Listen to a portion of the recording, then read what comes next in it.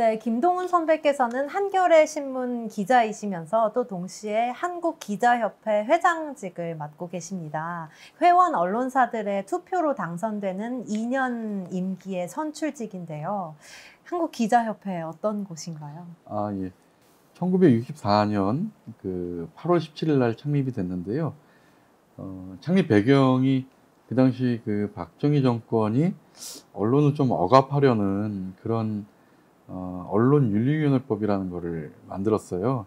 만든 게 아니라 지금 만들려고 추진하는 과정에서 언론 자유가 필요하다. 그러면서 이제 우리 선배 기자들이 이러려면 좀 단합된 힘이 필요하다 해가지고 그때 만들어졌고, 초대 회장이 동아일보 선배이셨고요. 네. 그때 만들어져서 벌써 57년이 됐네요. 저 태어나기 전부터 있었던 조직인데, 네. 지금은 전국에 198개 언론사에 네. 1,500명의 그 기자 회원을 두고 있는데요. 우리 시청자들이 알고 계시는 그런 웬만한 매체들은 다 한국기자협회 소속이고요. 뭐 예를 들면 방송으로 따지면 뭐 KBS, MBC, SBS, 뭐 신문은 뭐 조중동, 한겨레, 경향신문, 또 특히 지방에도 지방에 굉장히 많은 신문들이 있는데, 그 중에서도 그래도 좀 이 지역에서는 역사와 전통이 있고 영향력이 있는 그런 신문들이 그런 신문사나 방송사들이 다 가입돼 있고요. 예, 명실상부한 우리나라 최대 기자 조직이라고 할 수 있습니다. 네. 그러면 선배께서 출마하신 동기가 있다면 어떻게 예. 될까요? 그 기자협회는 그 뭐 의사협회나 변호사협회나 이런 데처럼 기자들의 권익을 옹호하는 권익단체이죠. 그러면서도 또 동시에 그 어떤 그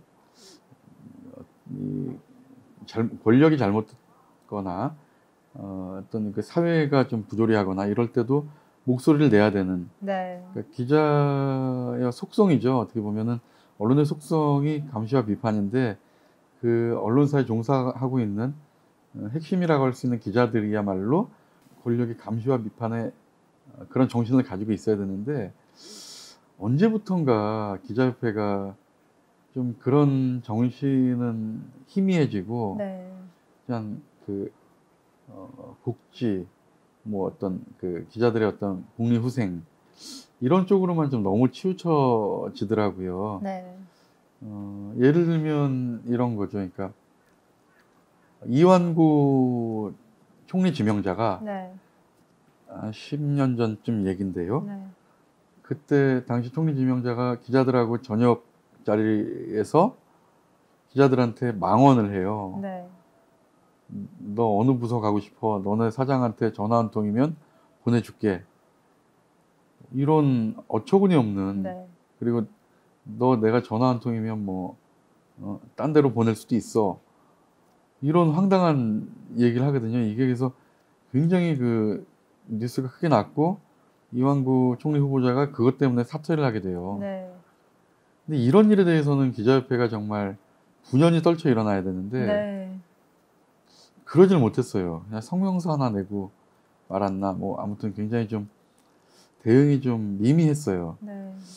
그걸 보고 이래서는 안 된다라는 생각이 들었고, 그래서 최근에 그 언론중재법 개정안, 그러니까 징벌적 손해배상을 골자로 하는 언론중재법 개정안에 제가 이제 작년 올해 계속 열심히 좀 투쟁하고 있는 이유도 예, 그런 이유입니다.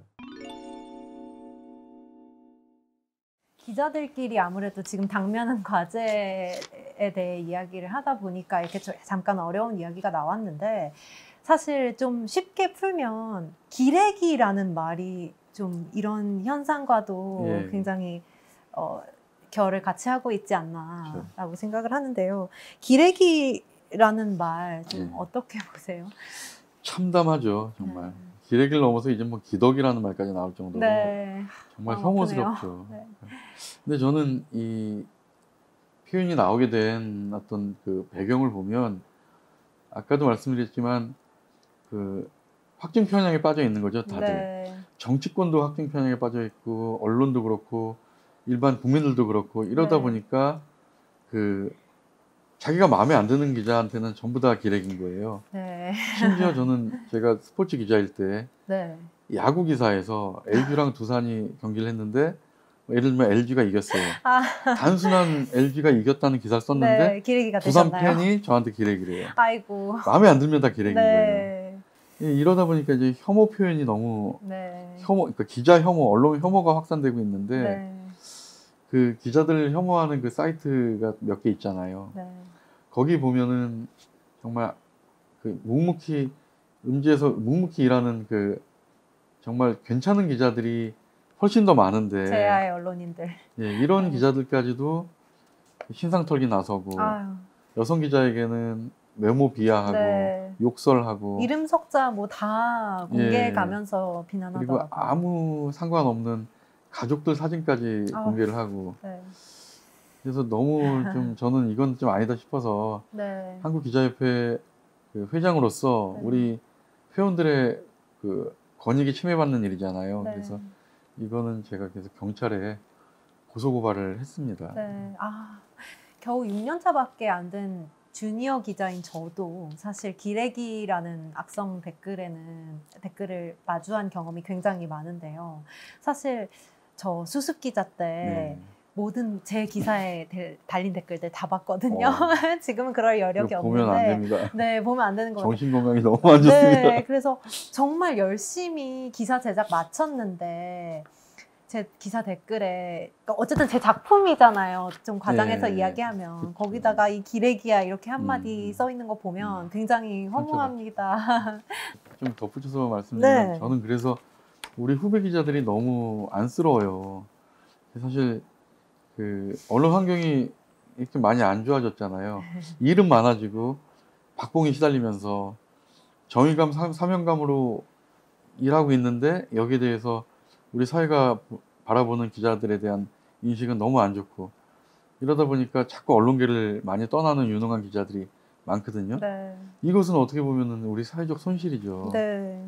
그 기자에 대한 사회적 인식뿐만 아니라 누가 기자냐, 뭐가 네. 언론사냐에 대한 담론도 사실 네. 굉장히 급변하고 있어요. 네. 소셜미디어 플랫폼이 굉장히 많아지고 그렇죠, 있고 그렇죠. 유튜브에서 정보 전달을 하고 사실을 전달하는 네. 유튜버들까지 언론인으로 봐야 한다라는 그렇죠. 의견까지 나올 정도니까요. 사실 막말로 저는 이런 생각도 했어요. 어떤 한 기자가 아닌 어떤 시민이 길을 가다가 뺑소니 사고를 목격했어요. 그래서 이걸 자기 휴대폰 영상으로 촬영해서 자기 SNS에 공개적으로 올렸다. 그럼 이것도 기자로 봐야 되나? 뭐 이런 생각도 드는데 기자의 정의 좀 어디까지로 우리는 정의를 해야 될까요? 저는 그 광의의 개념에서 협의가 아니라 광의 넓은 네. 의미에서는 그 기자라고 할 수 있죠. 그러니까 네. 기록하는 사람이고 그리고 뭐 우리 그 언론학 고전에 보면은 고조선 시대 때 이 동굴 안의 벽화 이런 것도 뭔가 그 당시 상황을 남겼기 때문에 네. 이것도 언론의 행위라고 볼 수 있잖아요. 네. 그러니까 기록하는 사람은 기자라고 할 수 있죠. 네. 근데 이게 이 협의의 개념으로 봤을 때는 하나의 어떤 그 완성된 콘텐츠는 네. 콘텐츠가 완성되기 위해서는 게이트키핑이 작용을 해야 된다고 생각이 들어요. 네. 그러니까 우리가 뭐 메인 뉴스로 나간다든가 신문 같으면 일면 톱 기사로 나간다든가 하면 그 데스킹 과정을 4단계, 5단계를 거치잖아요. 네.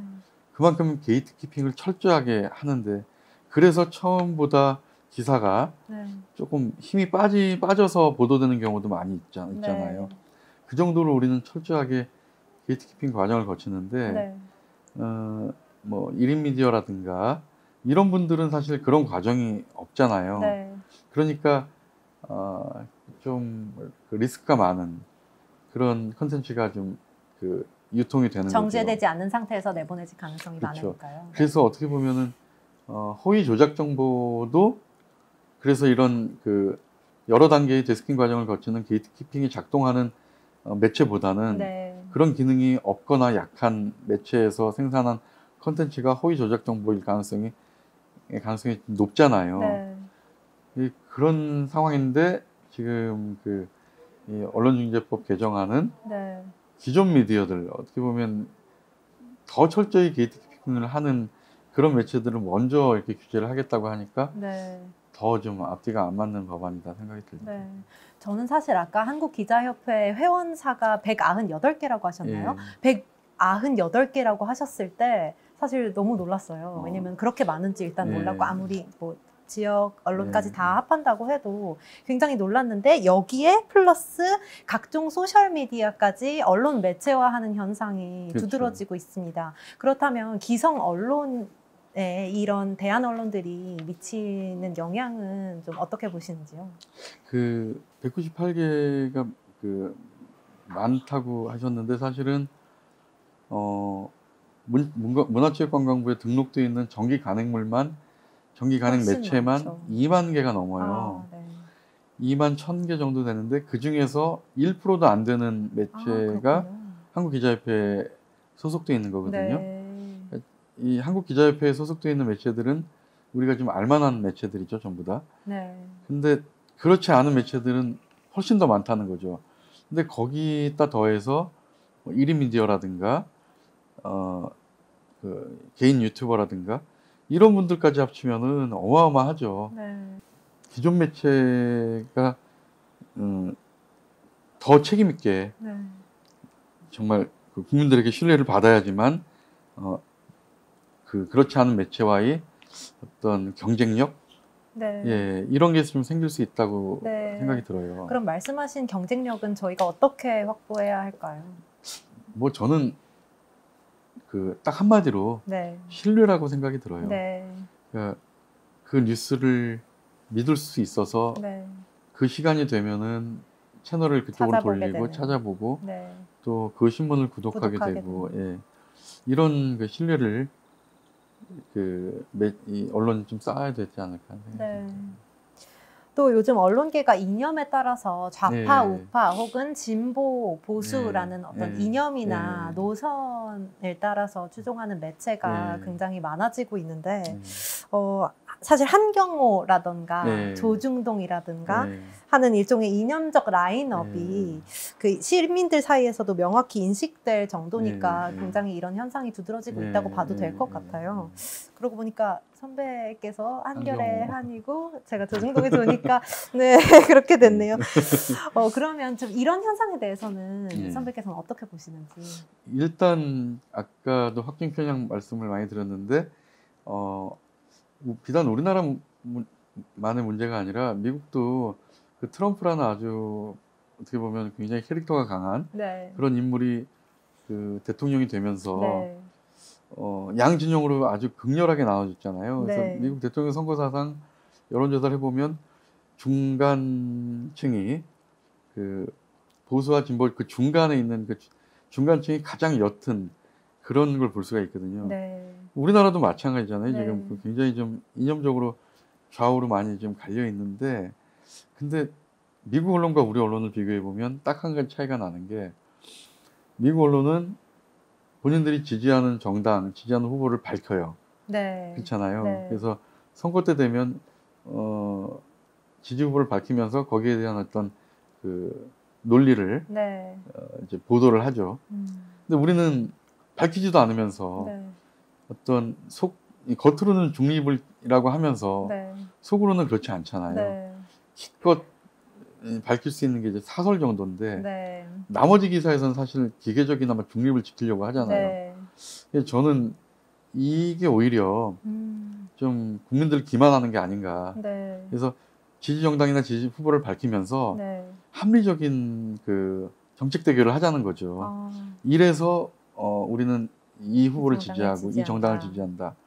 우리는 뭐 예를 들면 이런 공약, 그러니까 어떤 중산층에 대해서 이러이러한 정책을 펴고 있는 이 정당을 지지한다. 뭐 이 어떤 노동 문제에 대해서는 이런 시각을 가지고 있고, 뭐 그러면서 이 언론이 좀 솔직해졌으면 좋겠다라는 네. 생각이 들어요. 그러면 차라리 국민들이 좀 본인의 그 생각과 좀 일치하는 네. 그런 매체를 더 좀 그 선택지가 좀 명확해질 수 있지 않나 하는 생각이 들어요. 네. 이렇게 확증 편향이 언론사에서 드러나는 거는 혹시 신뢰도를 좀 떨어뜨리는 요인이 되지는 그렇죠. 않을까요? 맞습니다. 그러니까 아까 제가 이 가짜 뉴스를 불량식품에 비유를 했는데 불량식품을 찾는 소비자가 있으니까 자꾸 생산자도 불량식품 만들고 이 악순환이 네. 계속되는 건데 네. 그게 이제 확증 편향 때문이잖아요. 네. 그러니까 제가 좀 언론사 편집국장, 보도국장들을 이제 이제 이 직책이 이제 한국기자협회 회장이다 보니까 네. 만났는데 어떤 편집국장한테 놀라운 얘기를 들었어요. 네. 확증 편향, 그러니까 어떤 정파성을 안 띄면은 신문이 팔리나요? 이런 얘기를 하더라고요. 저는 그래도 말이라도 중립적이고 객관적이고 이런 어떤 보도를 하겠다라고 해야 되는데 대놓고 그렇게 얘기를 하더라고요. 네. 이게 바로 우리 지금 언론이 처한, 그래서 국민들한테 좀 불신당하는 이유가 아닌가 하는 생각이 네. 듭니다. 네, 후배 기자들이랑 기자를 꿈꾸는 기자 꿈나무들에게 하고 싶은 말씀을 좀 나누어서 여쭤야 될 것 같아요. 그 후배 기자들에게 하고 싶으신 말씀이 있으시다면 해주십시오. 우선은 너무너무 좀 미안해요, 후배들한테. 그러니까 이 선배들은 사실은 언론 신뢰가 그래도 좀 신뢰받을 때 기자 생활을 해가지고 그래도 좀 박수 받으면서 박수 받을 일들이 좀 있었는데, 네. 그리고 또 언론의 영향력도 굉장히 높았죠, 그때는. 그래서 좀 신나게 일할 수 있었던 상황이었는데, 지금은 일단 언론이 불신받고 기자들이 국민들한테 좀 인정을 못 받고, 네. 그리고 또 급여는 처우는 여전히 열악하고, 이런 상황에서 정의감과 사명감을 가지고 일을 한다 해도 뭔가 좀 기운이 많이 빠지죠. 네. 그래서 이제 유능한 기자들이 자꾸 언론계를 떠나는 걸 많이 봐요. 네. 일단 이제 처우가 안 좋다 보니까 기업으로 좀 많이 가는 것 네. 같고, 그래서 굉장히 좀 안타까운데, 그래도 제가 그래서 우리 한국기자협회 회원들한테 가끔 이렇게 개별적으로 누가 생일을 맞거나 하면은 문자 메시지를, 격려의 메시지를 보내는, 뭐라고 쓰냐면 우리 송 기자 같은 유능한 기자가 언론계를 떠나는 일이 없었으면 좋겠다. 힘내라. 뭐 이런 얘기를 많이 해요. 네. 좀 그 얘기밖에 드릴 말씀이 없고요. 다만 이제 기자협회 회장으로서 할 수 있는 것, 그러니까 우리 언론 환경을 조금이라도 더 개선시킬 수 있는 그런 거겠죠. 그러니까 언론 생태계를 좀 정상적으로 돌려놓는 네. 이런 일에 조금이라도 좀 기여하는 게 네. 우리 후배님들에게 조금이라도 좀 나은 환경을 좀 드리는 게 아닌가 하는 생각이 들어요. 네, 저는 그래도 굉장히 큰 보람을 갖고 일하고 있었는데 아유, 이렇게 말씀해 주시니까 너무 감사하네요. 시청해 주시는 분들 중에 기자를 꿈꾸고 계신 분들 굉장히 많을 거라고 생각을 합니다. 그래서 사실 저도 가끔 제 SNS로 개인적으로 메시지를 보내서 기자 하려면 어떻게 해야 돼요? 어떤 공부 위주로 해야 돼요? 뭘 준비해야 되나요? 이렇게 물어봐 주시는 어린 친구들이 상당히 많아요. 그래서 제 생각에 또 신문이랑 방송은 또 다르잖아요. 그래서 좀 혹시 번갈아 가면서 선배께서 이제 한겨레 신문에 입사하는 법, 비법을 전수해 주시고, 제가 이제 방송사에 들어가려면 어떻게 해야 되는지 조언을 좀 주는 시간을 가져보면 좋을 것 같아요. 이게 마지막 주제가 될 것 같은데, 한겨레 신문, 내지는 신문사 어떻게 해야 입사할 수 있나요? 그러니까 전반적으로 이제 언론을 제4부, 네. 기자를 무관의 제왕, 그렇잖아요. 네. 그러니까 사실은 보이지 않는 곳에서 이 세상을 바꿀 수 있는 힘을 가지고 있는 직업인데, 신문사 같은 경우에는 그러니까 뭐라 그럴까요, 좀 자기 논리 정연하게 좀 이렇게 호흡이 길게 네. 그 기사를 컨텐츠를 만들어낼 수 있는 그런 성격이라면 더 맞는 것 같아요. 네. 그러니까 방송 기자 하다가 신문 기자 하다가 방송사 갔다 다시 신문사로 온 친구가 있어요. 아, 그래요? 이 친구가 방송에 그 1분 40초인가요? 그 한 1분 30초인가요? 그 안에 자기가 취재했던 거를 다 담아내지 못하는 게 너무 아쉬워서 네. 인터넷으로 기사를 써요. 네. 근데 이제 그것도 이제 본인이 좀 아쉬웠는지 다시 방송사 그만두고 신문사로 온 친구가 있었는데 그 친구의 예처럼 본인이 이제 글 쓰는데 좀 재미가 있고 네. 그리고 어떤 호흡이 길게 좀 자신의 논리를 좀 펼 수 있는 그런 어떤 것에 관심이 있는 친구들이라면 네. 신문이 더 어울리지 않을까. 네. 그리고 또 기록물로 남는 건 물론 뭐 방송도 이제 화면이 남긴 하지만 그래도 신문은 기록적인 면에서는 좀 더 매력적이지 않나는 네. 생각이 듭니다. 네. 그럼 저는 방송을 자랑할 때가 될 것 같은데 방송 기자 정말 제가 생각하기엔 굉장히 매력적인 직업입니다.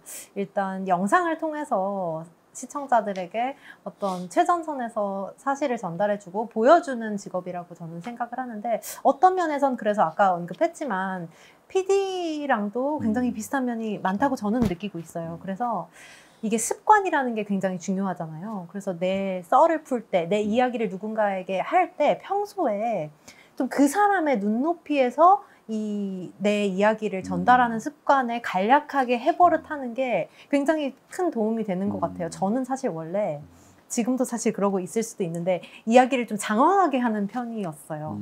그런데 이게 방송 기사는 아까 언급을 하셨지만 1분 30초 안에 팩트를 모두 담아야 되기 때문에 굉장히 간략하고 문장도 짧게, 그건 신문도 마찬가지지만 네, 짧게 문장을 쳐야 되잖아요. 그래서 이제 내 이야기를 좀 짧게 치는 법, 이런 것들을 평소 구두로 이야기할 때 친구들 사이에 있어서도 그렇죠. 훈련하는 게 굉장히 중요한 것 같고, 그 언어 습관, 바른 언어 습관을 갖는 게 또 중요할 것 같고요. 저 그림을 보는 눈도 굉장히 중요한 것 같아요. 이거를 어떻게 전달해야 시청자들이 이제 좀 더 흥미롭게 또 사실을 좀 더 정확하게 인지할 수 있을까. 사실 방송 기자가 하는 많은 일들 중에 하나가 이제 그래픽을 정말 멋있게 만들어주시는 디자이너분들이 계시지만 그걸 어떻게 좀 표현해야 이게 직관적으로 와닿을지 이런 고민까지도 사실 그렇죠. 하는 게 방송 기자거든요. 그래서 그런 약간 직관적인 스토리텔링을 하는 법을 익히는 게 굉장히 중요한 것 같고, 사실 이건 신문사와 굉장히 공통적인 사안인 것 같은데 신문 굉장히 많이 읽어야 되는 것 같아요. 그렇죠. 혹시 선배께서도 매일 아침 신문 스터디 뭐 이런 거 하셨나요? 그렇죠. 네. 그래서 타사 선배 중에 한 분이 네. 신문 읽는 게 그렇게 싫대요. 아. 근데 그 일을 해야 되잖아요. 네. 신문을 많이 봐야 되잖아요. 네. 근데 이분이 1년 동안 노조 일을 했거든요. 네. 너무 행복했다고. 아이고.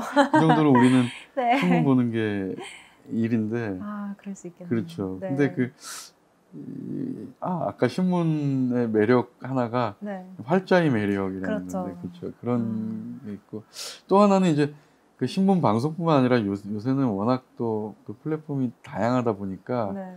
인터넷도 있고요. 뭐 이런 많은데 어쨌든 간에 본인이 기자가 되고 싶다라고 하면 일단은 큰 매체이건 작은 매체이건 네.